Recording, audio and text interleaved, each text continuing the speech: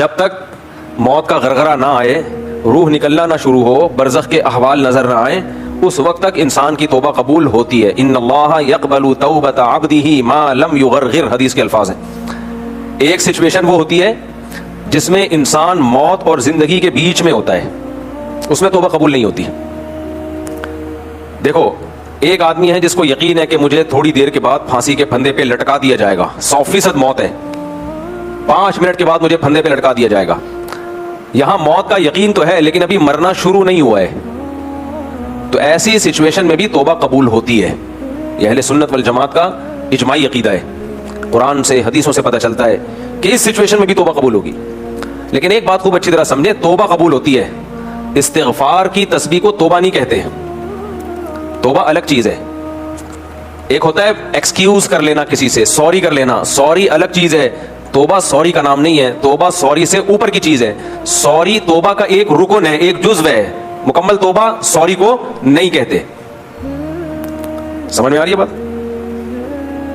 دیکھو, سجدہ نماز کا ایک رکن ہے, سجدے کے بغیر نماز نہیں ہوتی, لیکن صرف سجدے ہی کو نماز تھوڑی کہا جائے گا. آپ نماز پڑھنے آئے ہو, جمعے کی آپ سجدہ کر کے چلے گئے تو نماز کہلائے گی؟ نہیں بھائی. اور سجدے کے بغیر باقی نماز پڑھ لی تو بھی نماز نہیں کہلائے گی. تو ہم یہ کہہ سکتے ہیں کہ سجدہ نماز نہیں ہے لیکن نماز کا ایک اہم ترین رکن ہے. تو گناہ پہ اللہ سے سوری کرنا یہ توبہ کا ایک رکن ہے. سوری کو ہم استغفار کہہ سکتے ہیں کہ اللہ سے معافی مانگ رہے, استغفر اللہ ربی من کل ذنب واتوب الیہ, اے اللہ جو گناہ مجھ سے ہوا میں تجھ سے اس پہ معافی مانگتا ہوں. اسی کو تو سوری کہتے ہیں نا, ایکسکیوز کر لیا اللہ سے. یہ توبہ نہیں ہے, خوب سمجھ لو.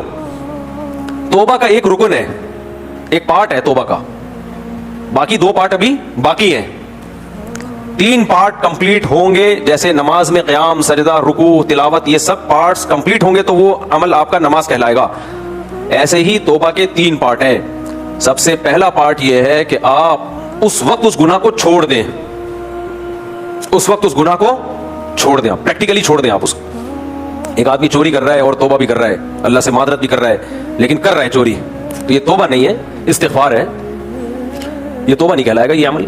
آپ غیبت کر رہے ہو اور توبہ بھی کر رہے ہو, اللہ میں غیبتیں بہت کرتا ہوں, پھر شروع ہو گئے غفار بھائی ایسے, ستار بھائی ایسے, وسیم بھائی نے یہ کیا, یہ پنکھا چوری کیا تھا اس کے بھائی نے, یہ ایسا ہے, یہ ویسا ہے, اور پھر توبہ استغفار کی تسبیح ہاتھ میں آپ کے چل رہی ہے. لوگوں کے ہاتھ تسبیح چل رہی ہوتی ہے, آپ کی بھی ماشاءاللہ چل رہی ہے, لیکن آپ بیان سن رہے ہیں. اچھی بات ہے, تسبیح ہاتھ میں رکھنی چاہیے.